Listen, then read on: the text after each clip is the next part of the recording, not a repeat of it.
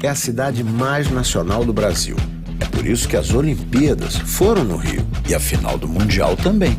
O Maracanã é nacional, a Sapucaí é nacional, o Rock in Rio é no Rio, mas é nacional. A TV Globo nasceu no Rio, mas virou nacional. É natural que o jornal O Globo seja um jornal nacional, porque ele é a cara de um país, cuja cara é a do Cristo Redentor. O Globo, um jornal nacional.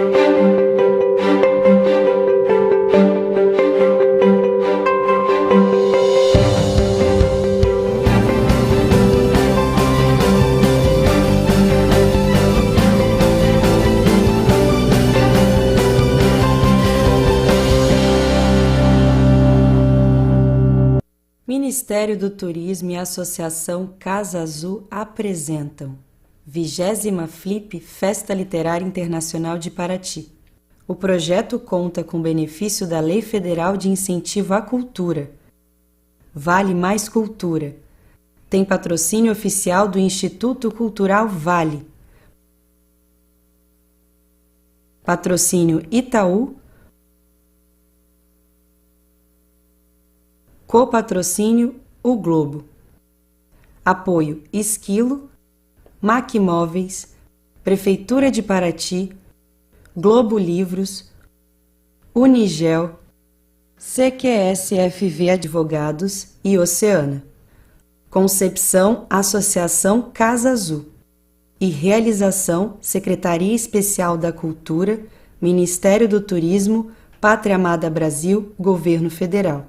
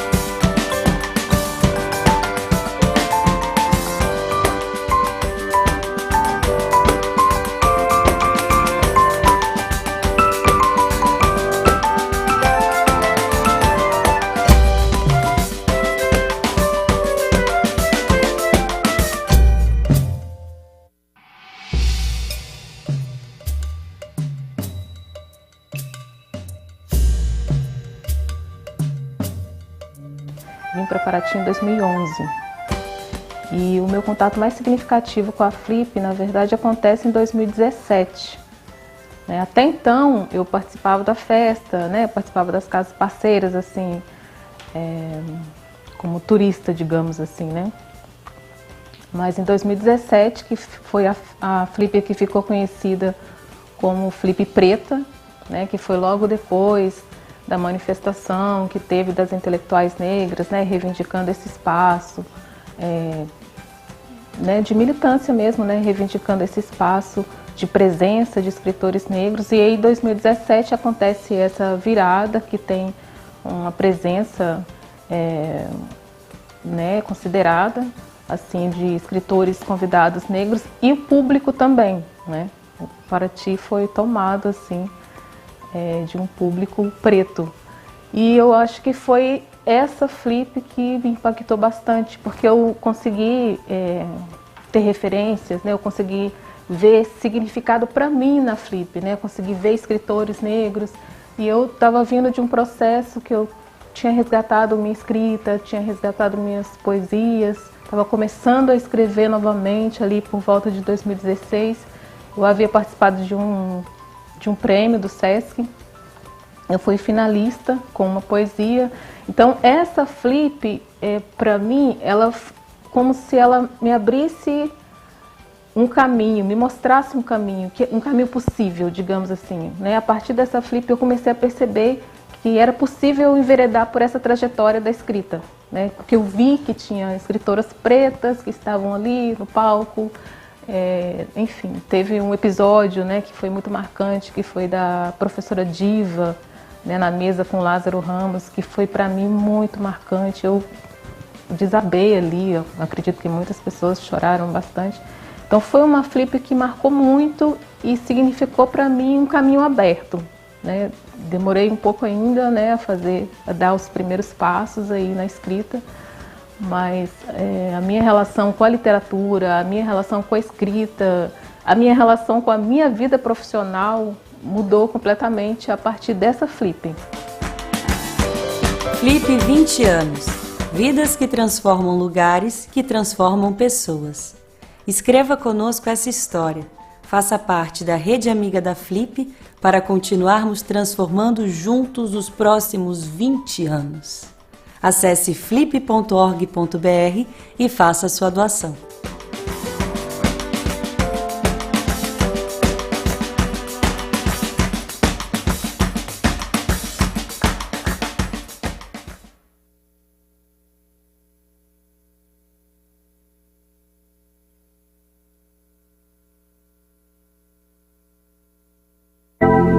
Ela, quanto é bela essa donzela a quem tenho rendido o coração, a quem votei minha alma, a quem meu peito num êxtase de amor vive sujeito.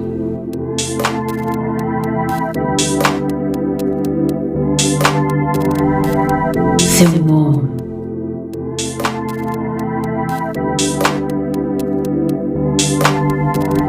não, meus lábios não dirão.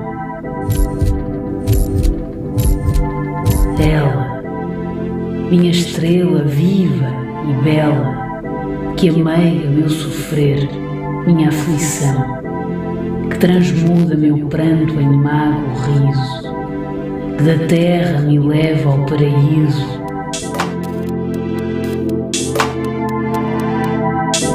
Seu nome,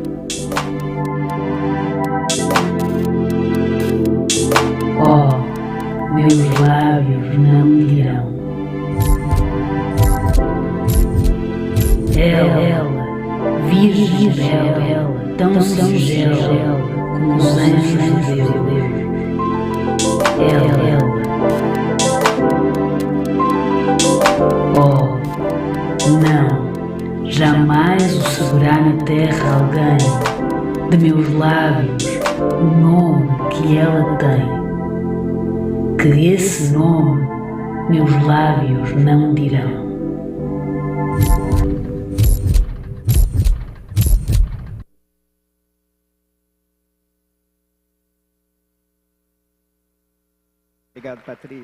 Thank you, Patricia. I am Pedro Meira Monteiro from the curatorship, Fernanda Bastos. Good afternoon, one and all. It is a pleasure to introduce the third roundtable for FLIP 2022, the literature in which I live in. This is a roundtable where dislocation will happen through all sides and different levels, different languages, spaces, feelings.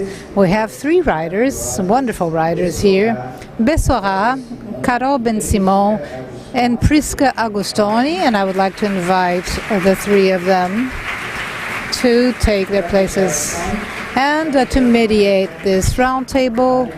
We have the pleasure of having a recognized author, activist, our dear Noemi Jeffe, who I also invite to take the stage. And I wish you I wish you all a wonderful roundtable.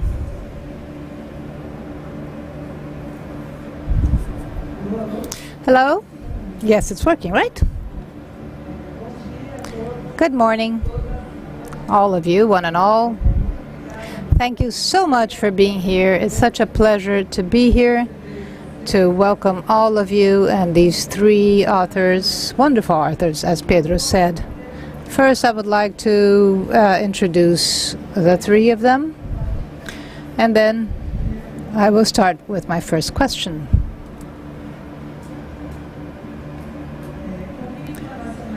She has three nationalities. She is from the Gabon, Switzerland, and French. She left her international finance career to dedicate herself in anthropology. She built her career in Paris, and in 1999 she published her first novel, 53 Centimeters. She won the Fennel Award in 2001 and the Great Award of Literature in the Black Africa.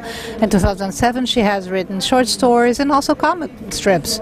Her book Os Órfãos was translated into Portuguese and it was launched by Relicário in 2022. She was born in Switzerland. Prisca Agustoni, she lives between her country and Brazil in the state of Minas Gerais since 2002. She is a professor of Italian literature in the Federal University of Juiz de Fora. She writes prose and poetry, and she goes between different styles and languages. She's also a translator and a self-translator. Among her books are O Gosto Amargo dos Metais, O Colecionador de Pedras, A Neve Ilícita, and O Mundo Mutilado. These are poetries that will talk about the drama of African refugees and their journey to Italy. She now living in California for 10 years. Carol Bensimon is one of the most celebrated romance or novel writers of her generation, with romances such as Sinuca Embaixo d'Água, We All Love Cowboys, the Club of the Smoke Gardeners, which won the Jabuti, and the most recent one, Diorama, published by Companhia das Letras, on a Brazilian taxidermist who lives in the U.S., and whose father is accused of a crime.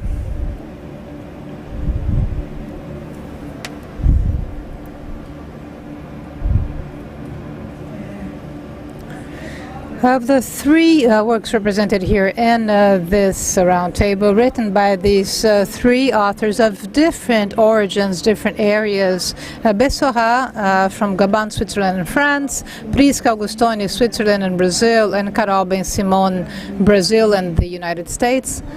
We have different characters and experiences between places, non-places, or almost places.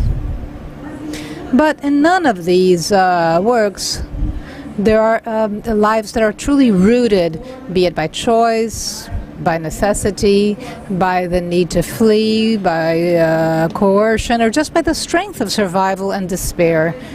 In Prisca's poetry, in her book O Mundo Mutilado, The Mutilated World, and I will just read some excerpts from her poetry, humanos with their different dialects are coming back. They have left their caves. They will find their lives in ruins, migrants taking what they have left. In the Os Órfãos from Bessora, a set of German orphans, children of Nazis, are taken to South Africa right after the Second Great World War. And the objective was to create a pure white race between the Afrikaners who were sowing apartheid. And finally, in Diorama by Carol Bensimon, a Brazilian woman and a taxidermist lives away from her country, from Brazil, and her father, involved in a crime, will recreate in the U.S. dead animals and scenes from the past, which seem to be real, alive, or just a different way of existing between what is real, unreal, what is fake, and what is truth. In her book Os Órfãos, at a given moment, the main character, Wilhelm, will say, so even when I'm free, am I also a prisoner? And the other one says, well, it happens. These are invisible links that bring us together. They are worse than ties because we can't see them. We believe we are free, but we are imprisoned. So I would like the three of you maybe to comment or answer this question of if even being free or without any ties, are you still a prisoner? And these are things that you try to express in your different books. Please, Prisca, if you could start. Good afternoon, everyone. It's such a pleasure to be here. So the question will demand a number of different reflections about our time, at least from my standpoint. When I wrote this book, the idea was to think about the condition of the refugees and those that are fleeing from wars, fleeing from extreme conditions. And once you are fleeing, once you're running away from something, that's a starting point. It's just one of the many starting points. And everything that we are confronted with until we reach what would be considered maybe a freedom. Freedom is a very difficult world, but at least salvation. So I believe that both in these more extreme situations, but also in other moments of life. And I talk about other characters, other historical figures such as Walter Benjamin, who had a life of fleeing, trying to find open borders during the war, trying to flee from Nazis. And also Robert Walzer, who was a Swiss author who didn't flee, but he was exiled inside his own country when he was put in psychiatric asylums. So the only form of prisons that you are able to build, to catalog, to build, to really pursue their people. So it's difficult to answer if we are or not prisoners. As a society builds these different mechanisms, and they do away with our liberty, they do away with our freedom of speech. Liberty becomes utopia, but still we have to consider utopia as our main purpose in life.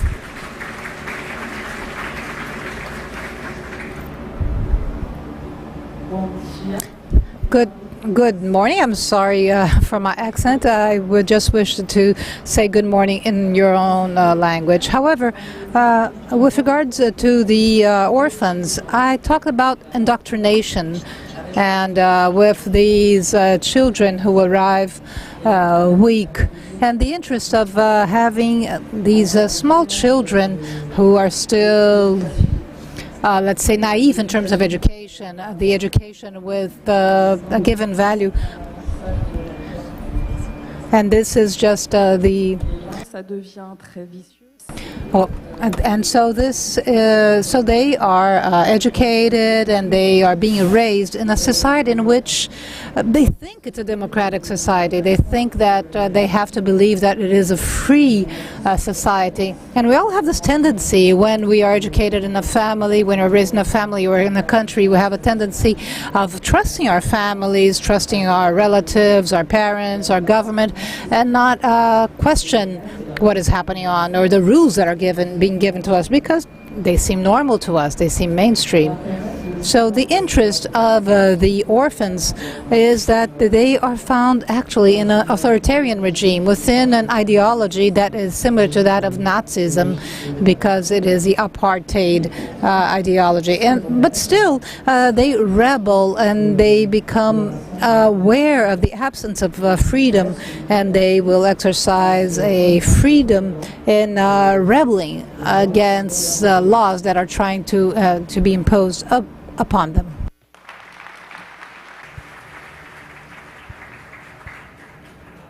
Hello, everybody. Thank you very much for everyone attending. I thought the question was fascinating and quite broad, and I'm going to interpret it freely. as individuals, we have some maneuvering room, small, limited, narrow maneuvering room. We're products of several different things. I'm going to tell quickly. My mother was born in Egypt, in Alexandria, and all my maternal family had to emigrate. Emigrate, it's not the proper word. They were Sephardic Jews, and they were expelled by the Nasser's government, and they came to Brazil in a almost random way. They knew very little about Brazil. So I am the result of this exile, and this has numerous consequences for me, and amongst other things, running the risk of doing backdoor or backyard psychoanalysis. I chose my place as a Brazil, and my family wasn't able to do that, but I chose my own place. In short, I think we're prisoners of our own generation. I think that this ends up appearing in my books one way or another. And now that I live outside of Brazil, and I've been following Brazil, the Bolsonaro government from afar, I also feel somewhat prisoner of my nationality, because even having fled, so to speak, I'm not able to take Brazil out of myself or rip it out of my being. These are things that I think. And interpretations concerning this issue of being prisoner, and that we don't have much free choice at the end of the day to determine, or free will.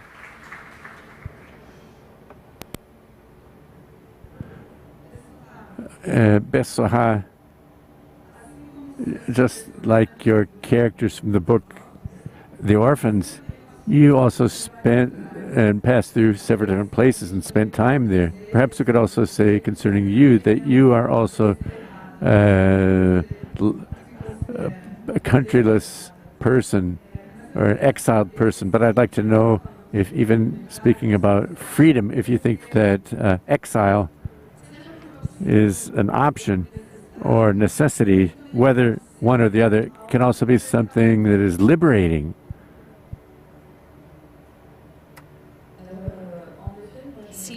Yes, indeed. I didn't choose to be exiled.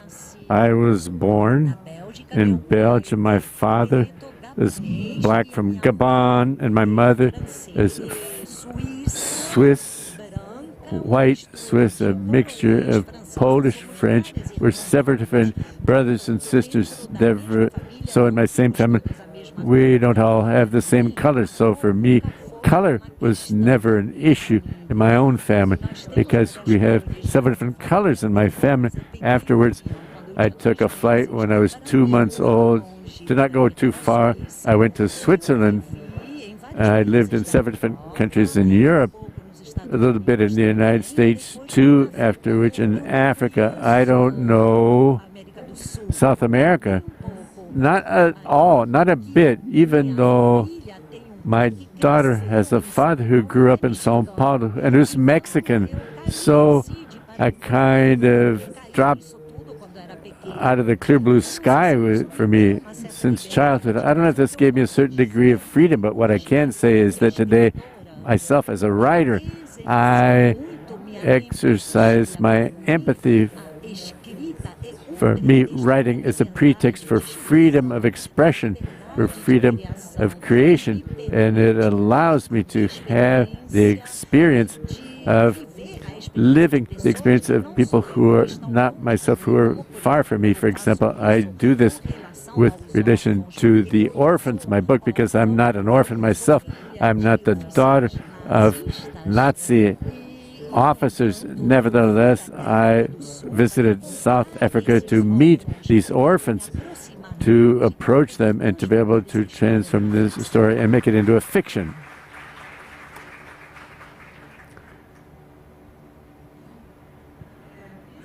Prisca Bessora just said that she went to South Africa to learn more about the story. of these children who underwent this experience, this terrible experience. And there's an author that I like very much, who's from Nigeria, an American, called Teju Cole, and he tells about the experience of having visited Italy and gone there, to have gone to Lampedusa and some other cities where boats came in with the refugees, many of them, and they were dead already, drowned, and the experience of having felt the smell of these boats with the corpses and the clothing of the refugees and the children's shirts was indispensable for him to be able to not only feel the pain of these people, but also to write about them. I would like for you to tell us a little bit about, since in your book you talk a lot about this phenomenon, this dramatic phenomenon, this terrible phenomenon, and for us to tell us a little bit about the importance of bearing witness to the importance, as Teju Cole says, about the meanings of senses, with your sense of smell, the pain of the other person, to talk about that person's pain. So through the senses, of course, I cannot speak for these peoples, so it's an obvious point of departure. I have an experience of migration, but it's in totally different conditions. So this, without a doubt, I share some issues which I put in my book. I alternate between languages. I have to reinvent through the other person's perspective, but nothing compares to this experience of the body. What I can say is that as a spectator and also a daughter of my time as well, whenever I returned to Italy, to my own homeland, to my origins, there was a huge productions of narratives, of images concerning those boats with the refugees and landscapes that I know quite well ever since my childhood. And I've never been able since then to simply go to one of those places, to the beach. I never came back. I never went back. I don't have this movement to go back to those places that I know quite well, because it's difficult to re-signify in terms of narratives. It's difficult to go there and think that you're going to take advantage of a moment of relaxation. You don't know what you're going to find on that beach. You don't know what's buried in the bottom of the sea. There are many Italian writers and European writers who have discussed this issue and have reflected on this issue, considering this issue, and they've been talking about the Mediterranean as a huge cemetery, once again, watery graveyard, this living constantly with images which transform me here to other boats here in Brazil that we know quite well, referring to the slave ships. It's a transposition, these historical boats in Brazil. We know, and we're reclaiming the history of many of these anonymous people who came to Brazil alive or died through the Middle Passage. It's impossible to look at those images and the newspaper stories that are juxtaposed constantly and not remember the history of people who live on this side of the Atlantic. So I don't have a personal experience, but I have this idea of the passage and the historical consequences as a Brazilian. Thank you very much, Prisca. So, Carol Bensimon, it's impossible to read your book and not think about Cecilia as a taxidermist. It's a metaphor. Cecilia the taxidermist. It's almost impossible. And she's not a taxidermist, a simple taxidermist. She constructs dioramas. They are structures which recreate scenarios of a lost time, a past time. And to stop to think that in taxidermy and diorama, which is the title of your book, as an allegory, and also in a quote in the book, which is, Brazil is constantly changing to constantly remain the same. Do you think that we could say Brazil is a diorama in the taxidermal sense? I think so. Okay, the project for this book was rather weird because at some stage I thought that there were two books. I had this fascination for stuffed animals, and precisely because of my fascination, because of the passage of time, I felt that there was a duality there. of life and death, which was rather disturbing, deeply disturbing, to want to imprison an animal and maintain that animal in some sense in that setting, that habitat, and so forth. And I had this interest in fictionalizing the crime, which I fictionalized a real crime that occurred in my hometown of Porto Alegre in the 1980s.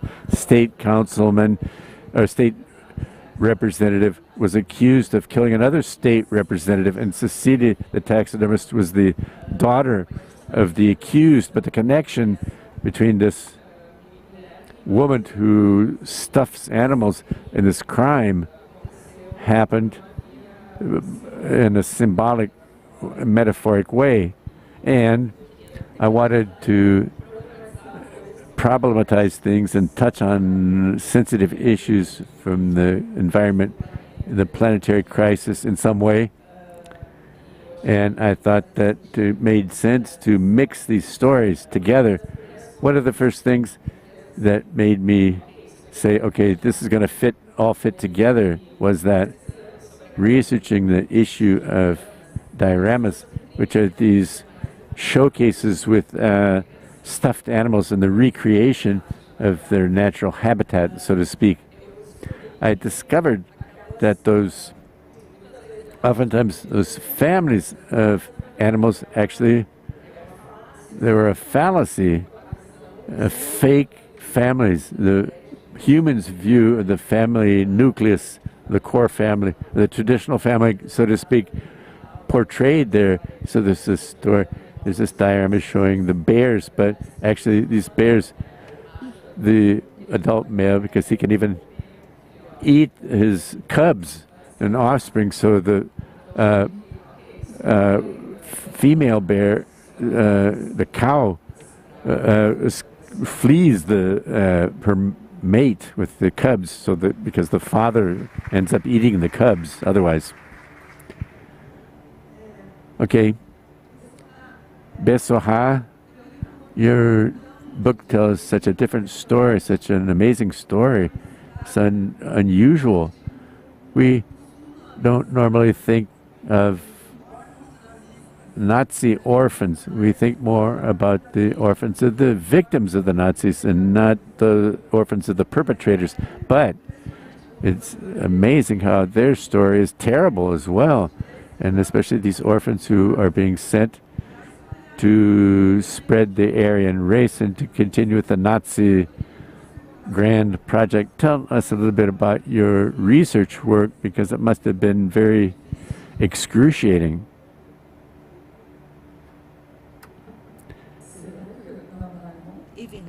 It's true that normally the orphans are not,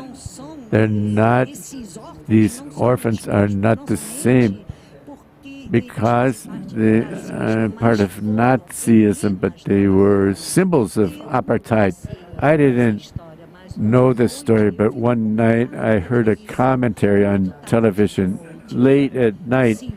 A man, a 68-year-old man, he tells that he was adopted in Germany, that he was adopted in South Africa, but coming from Germany, he reached South Africa in 1948, a very religious family, closely committed politically to the right and far right, and a family which was mistreated him and abused him, but he didn't have the right to complain because he was right next to his executioners. And when I heard this testimony, I was moved, and I thought, here's a documentary.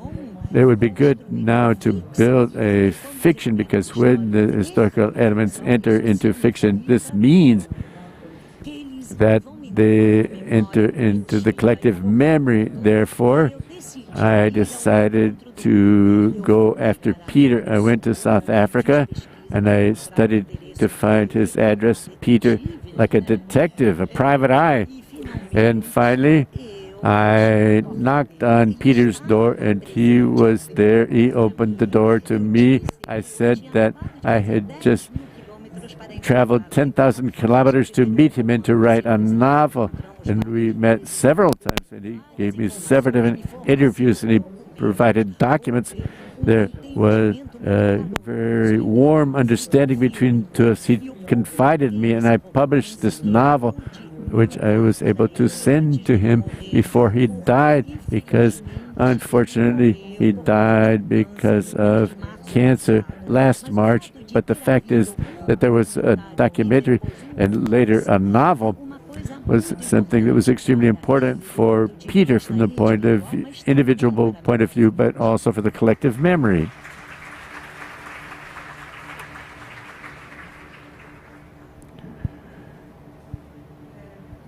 Prisca, I here extracted an excerpt from one of your poems, which amazed me, and it relates to something else.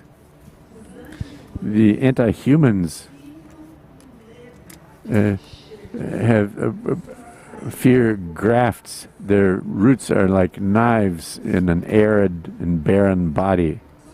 They stab. What about these anti-humans who stab fear into others? This is like a time in Brazil which we hope from the bottom of our hearts, which is hopefully finally coming to an end. I'd like for you to talk a little bit about that, about these anti-humans who stab others with their fear. Perhaps it is important to state that the idea of resuming these poems came when I left Brazil, when I spent a year in Switzerland, and I didn't live the 2018 election here in Brazil. I left with no idea whatsoever of that this was going to happen, or with no inkling. When I lived this year in Switzerland, I felt the need to go back to this theme based on what happened here, because when I lost the notion of where I belong to. Actually, I think I'm from both places. Both of them are part of me in very strong ways. But when you leave your country, you realize how much it is a part of you. I was in my original country. I was turned Brazil off for a while, and actually the cables were all inside me. So when the election happened in 2018, it was like a terrible shock, and this issue and this topic of the book, which doesn't have to do with Brazil directly, but I felt the need to return to it given what was happening, this panic that I lived with the anti-humans driving their knives into others. To be together with others helps us to elaborate and work through this force. And I coincided with a moment in Europe where several different laws became harsher. In Italy, specifically banning some boats from arriving to the ports. 2015, 2016, and 17 were years in which some members of then government of Italy, which is now in power, they signed not laws, but those decrees and ordinances or rulings banning the boats that were close to the border from reaching Italy. So it was a very tense moment in the European Union with political clashes to determine what we would do with those people, which were coming in droves. In my head's the two moments, both the reality, this atrocious reality, the reification of subjects in the Mediterranean, the prospects of what would happen in Brazil came together. So these are the anti-humans of history. They've always been there. I don't believe that we can overcome historical phases, but the circumstances are still part of us, amongst us. So we have to constantly keep our memory alive.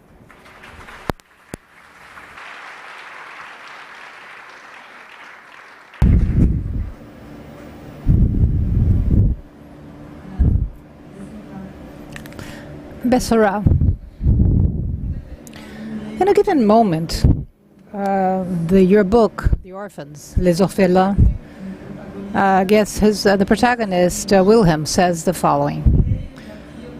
In the midst of what displaces you, what replaces you, childhood is everything that allows you to stay in the same place. I would like you maybe to comment on this, since we're talking about uprootedness, banishment. So is our childhood the way we can create our own roots? And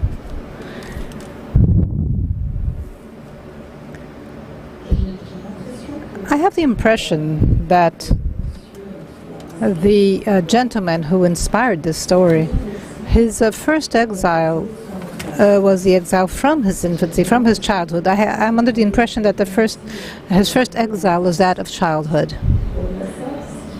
Besides that, what has truly troubled us is that many of these children who were adopted in South Africa, therefore who were taken from Germany, they consider themselves displaced.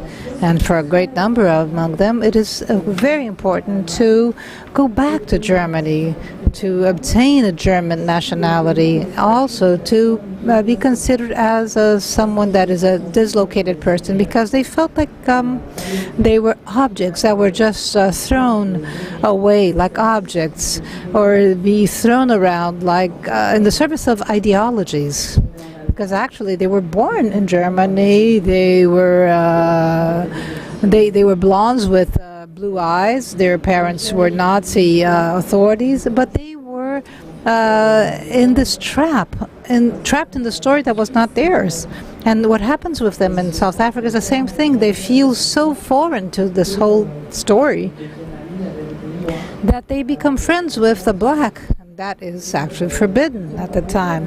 And they even fall in love with forbidden women, so to speak. So Peter, he married two women. First, she married an Afrikaner. And this Afrikaner woman was against apartheid. She was a musician. So it's just that because we are blonde in South Africa, we are forcibly bad. And he divorced from this lady because they had a child together. And this child was so corresponding to the Nazi project that he couldn't see that child, a child who, like he was blonde with blue eyes, corresponding to the ideal presented to him. So he was never able to accept it, and so he actually married in the 80s Muslim Indian woman against all odds.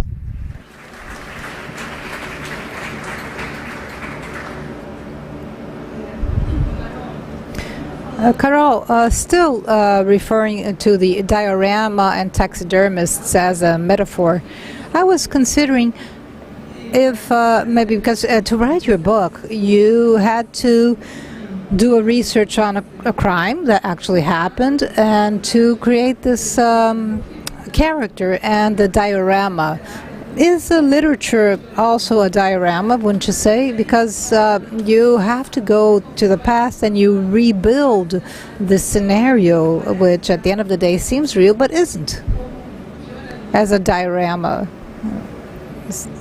Yes, I guess it is very possible to build this bridge, this interpretation that actually in the literary narrative there's always a construction of something, of a memory. And like Bessora said, I wanted to be a private eye when I was a kid. I was fascinated by the idea. So I really like this role of becoming a detective, a private eye, of investigating and researching in order to write. So I did this research for this crime, or regarding this crime, and also the taxidermy. I didn't actually see a process of an animal being... I don't think I could actually follow the whole process. But there's an amazing technical understanding how... Oh, thank you. Yes, I did study a lot. Yes, it was by reading. There was a difficult book, which was really a manual of illustrative of a taxidermy, which was very difficult to watch. But this research also went through natural history, museums, naturalists from the 19th century. So it was a bit of the the history of our relation with nature. So lots of boring books I had to read, you know. For instance, in my book, it's a bit comic, you know. This convention of a taxidermist. Can you imagine? It's a conference of taxidermists. I didn't have the opportunity to participate, but was in the middle of the pandemic, so I wasn't unable to attend. But I read a book of a journalist who wrote about taxidermy, and he would narrate this conference, this convention. And I tried to find images and videos of this conference. So it was interesting. It's another world. So I was building little by little the similarity to the story. But the real part of the story is the nature. And I moved into this very rural area 4 years ago. And so my life changed completely. So I have this contact with a natural world which I did not have in Porto Alegre. I had always lived in cities. So the first time I moved to more rural areas. So this, my book sometimes bears witness to this, getting in touch with animals, with nature, and also with the devastation, deforestation. Living in California allows me to have a bit of contact with that, because here, considering my life, I don't know what is your experience, but in Rio Grande do Sul, the Amazon is so distant. It's something so far away. And we don't have that much information conveyed to us about it to really understand what things that are happening. Yeah, we learn it, you know, by the media, by newspapers, but they end up covering more the south and not the periphery of the country. So in California, I was faced with these more urgent topics like environmental crisis. When the neighbors don't have water because there's a drought and everything is done with wells, and the fires, the forest fires, so you have the fire season, and if you don't have a fire in your region, you'll have the smoke from fires in neighboring regions. So everything is linked to this these environmental urgencies, which I seemed I was a bit in a bubble. I was protected from all that. I was not witnessing this in my urban life in Porto Alegre, and these things are also part of my book. So you are a good literary taxidermist because you created without having actually known the beast. Yes, I guess so. Thank you for the compliment. I'm glad it worked. Prisca, in your book, well, it's you, yes, it's you. I guess you could say, because with the prose, we always say the narrator, but it's different, you know, so it's you. So, there's a verse that says, the poet is eternally in a state of exile, and I do agree with that. But you also say something else about exile. So if you could talk about the difference between the poet's exile from the exiled exile, the banished one, the political exiled, and we know what it is and we understand it. We had political exiles in Brazil, so this is part of our political history, recent political history in the last 40 years at least. But I talk about exile in a broader sense, existential sense, because this is a poem I wrote based on Brecht. It's linked to the reflection regarding Brecht. Brecht was fleeing, escaping. He was going north to try to escape the destiny of history. But the poet also has this issue of working with a different language, with a different approach, which is sometimes the daily life language. And to talk about a universe that is part of our daily lives, but it goes beyond it. At least for some understanding, some bias of what is a poetry, and some of poems, such as Brecht and other authors I wrote for this book. It's the idea that a poetry is also this other place. And I was always working with the notion that the language is a place where we can actually live, regardless of your passport, your nation, but the language, the writer who actually writes and and has a voice in that language, it becomes a bit of his world, of his diorama. So in this sense, it's also a form of an exile, because this language will not will allow you to actually visit and travel through history, but it's a different world. And it's good that it's such, because art is a bit this different world, this possibility of having reliefs, so to speak, a word I like to use. Prisca, also a question here from the audience. I guess you're the best person to answer this question. How can the authors see the crisis of refugees today? And then a question that I found really interesting. Is it possible to say that you also write for these refugees? Not on their behalf, but today, as always, I like to believe that the little we do here, we have writers that are also present here in the audience, I'm sure, the little we do in this universe where we are tied, we're harnessed by other elements, we are controlled by other things that are not words or literature. I believe that, yes, we have this job, this possibility, this task of actually touching, questioning, researching, and actually, turn every rock and see what's underneath it. So in this sense, yes, it's to address, but not to speak on behalf of. It's truly to alert, to share, to talk about a deeply human vision of what we are and what we don't want to be.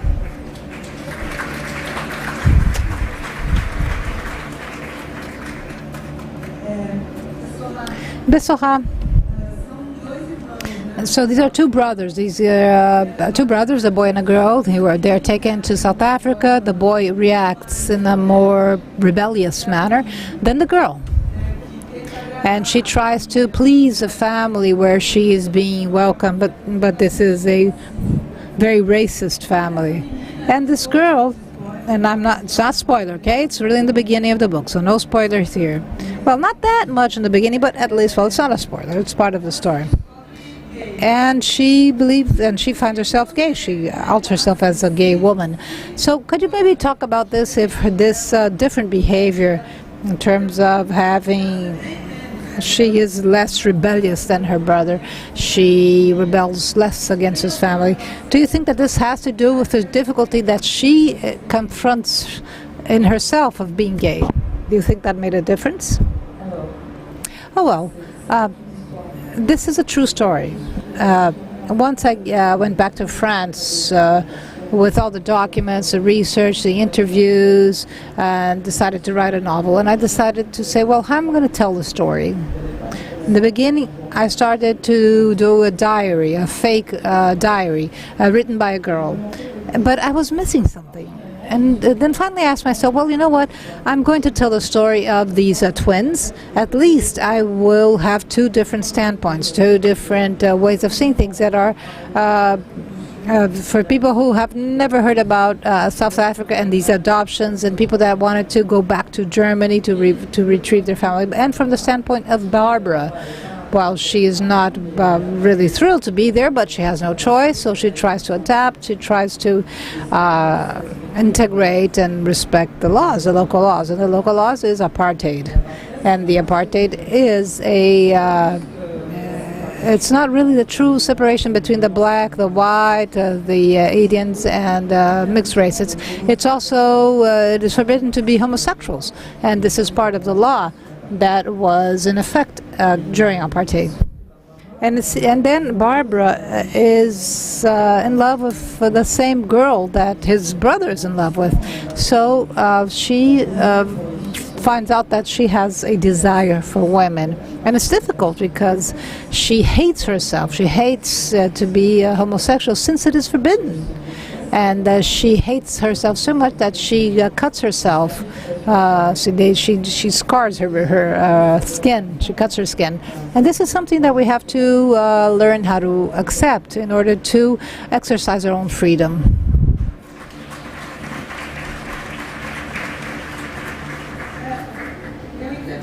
I interpreted this self-mutilation by Barbara, maybe maybe I was too analytic. I interpreted this not only as how she was punishing herself for her homosexuality, but due to the fact that she was unable to rebel, and she ends up, hurting herself, blaming herself because she was unable to rebel, she was unable to go against it. Do you think that is the case? Well, yes, she does blame herself a bit, and it's part of the topics of my book. But if she does self-mutilation, it's also to change the site of her pain. She suffers psychologically, and she suffers from her own identity. She suffers because there is a rupture in her family, and since she feels really bad, she decides to cut herself to change the site of her pain, to forget her other pain.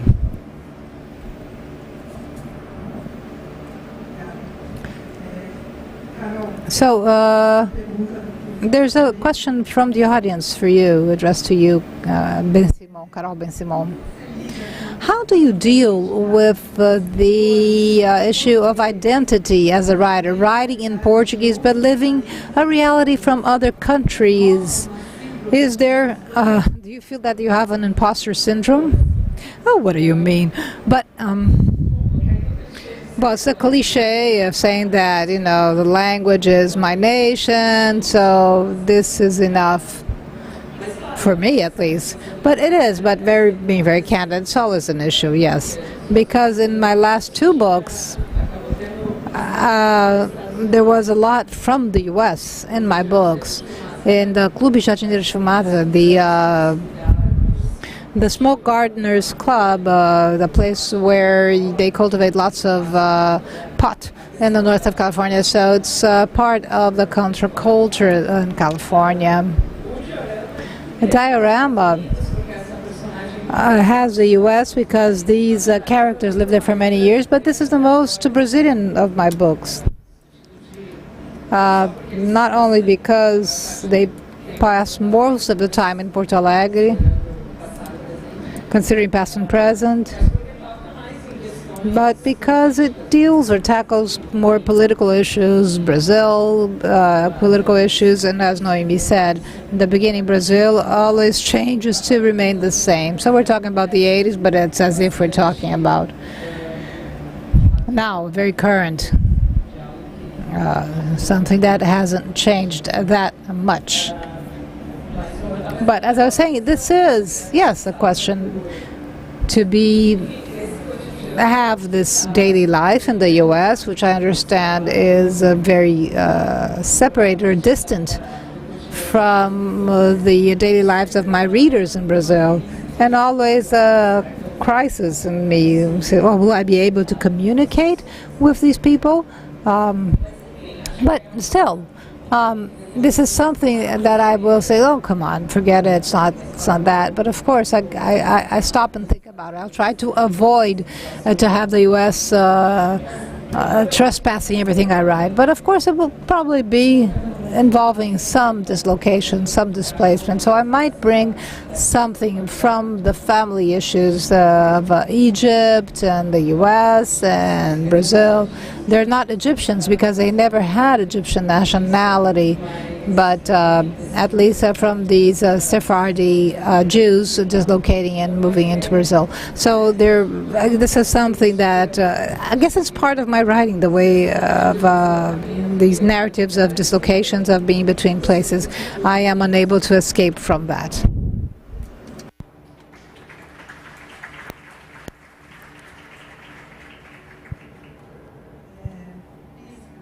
Prisca, you also say at a point in the book, it's about poetics, which is also politics. Is that a solution? I'm just joking, playing with words. Could you tell us about this poetics that can be politics? I think that it's what was discussed here already with the other questions. When we dwell on certain issues which cut across us because of our own personal histories, not only my own, but my family as well, that of my family. I live with my black companion, and now in 20 years in Brazil, I understand a lot of issues better that involve his thinking and his silences as well in daily life. So having this awareness of being permeated by and crisscrossed, embraced by a family that welcomes you, in a family in cultural terms, at the same time to try to talk about something which is happening today in Italy, in Libya, where there's open-air slave camps. So what can poets do? Not much, but at the same time, words are a tool. It's what I can do the best. If I do something that's good, it's through the word. So in this sense, it's a kind of poetics which attempts not to close its eyes to these multiple realities and concurrent realities which cut across us and which are very close to reflections that we take to classroom and daily practice and questions and revisions of Brazilian history. It's all mixed together. And that's where, as a poet, picking up on what Carol was saying and what the theme of this roundtable, transit also allows you, in a sense, to not only talk about issues of transit, but not to ignore them at least. So it's natural for me to relate, for example, this crisis, this huge crisis of the refugees from the Mediterranean specifically, which was the recent and current and underway for 20 years with a Brazilian history, as I said at the beginning. So actually, these are links and consequences oftentimes of the same major cause, the underlying cause of imperialism and indifference vis-a-vis exploitation. So in the face of exploitation. So poetics and politics are connected in this sense. You can't just ignore them.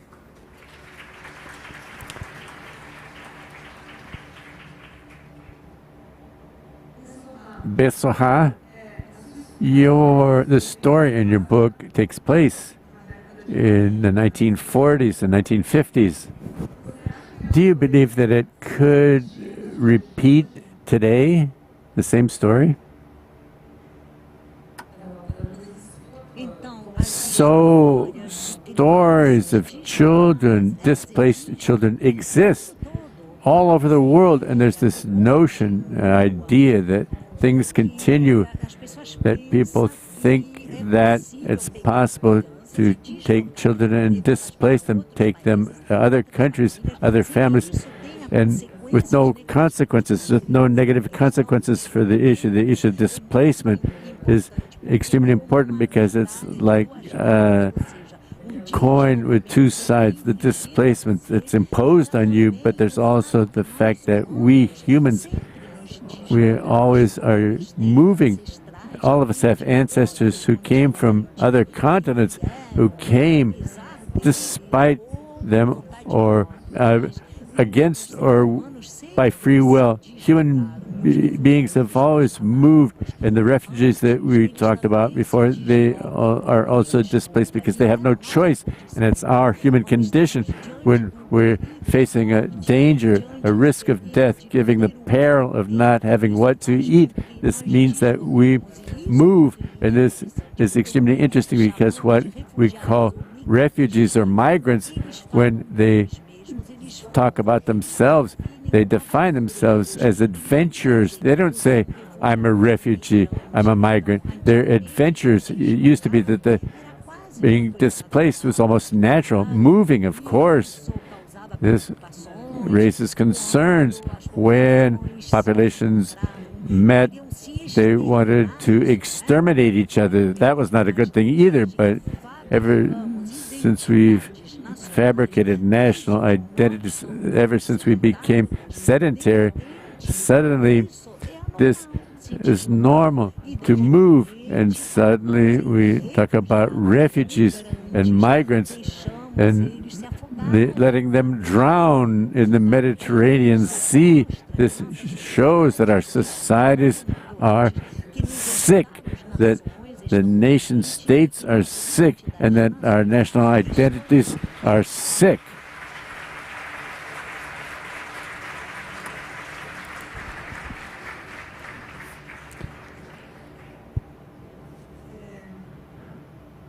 Okay, Carol. The story of the taxidermy is also the story of destruction, right? What does it mean for you to recreate a scene for the future of what was destroyed from the past? Is it a form of preserving or denouncing, for example, colonialism? Wow, I don't know if I can answer that. Quite a question. I don't know. I see the times mixed together. Yes, there's always this depiction and representation of the past brings a... I don't know how to answer that question. That was a tough one. Answer however you feel like it. Don't take it literally. Okay, I'm trying to think of an intelligent answer here. Okay, I don't know. I think there's a kind of repetition in this. In this showcase of the past, of the diorama that Cecilia looks at. Cecilia, she's looking at that place, that habitat which has been destroyed. So, like all the image, a photograph, an old photograph, for example, bears this duality of that moment. A moment which is recorded there in the past, in the moment that we're looking at it for that, something that no longer exists. I think that's the basic, it's a complex question and a complex answer.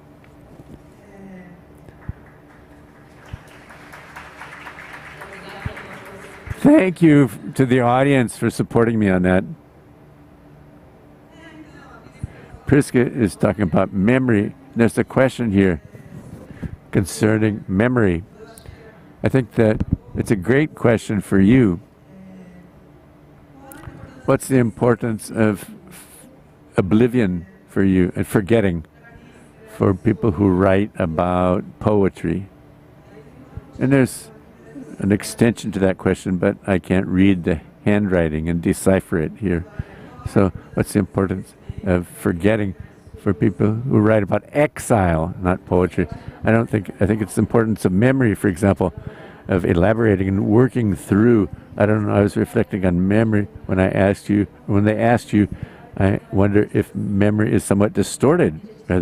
We have so an individual memory, we filter oftentimes what hurts less. We have a memory which is filtered. It's a narrative concerning our own history, and even in terms, I think, picking up on what Bessora said, talking about national identity, how we also build our narratives and memories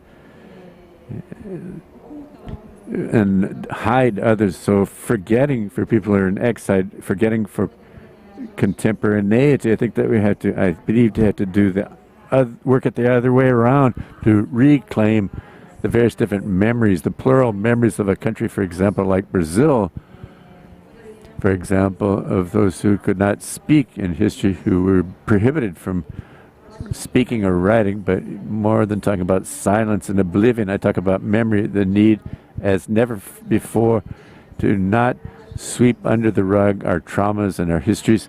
I think it has to do with everything we've been discussing here from the beginning of these anti-humans driving their daggers into our hearts. This is a result of our society, not just specifically Brazilian society, human society, not only that of the Nazis, but also that of humankind as well. So memory has this need to look at memory, kind of surgically, and dissecting memory, to observe it and to see what we did with it and what we're going to do from now on with it. So I think that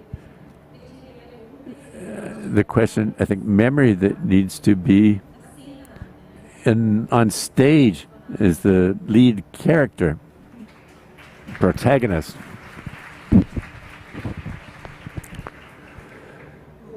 Okay, they've told me that we're running out of time. So before we close, I wish to announce that the authors will be at the table in the Travessa bookstore signing their books immediately after this round table. I'd like to ask to wrap up, for you to say a few final words given based on our conversation here.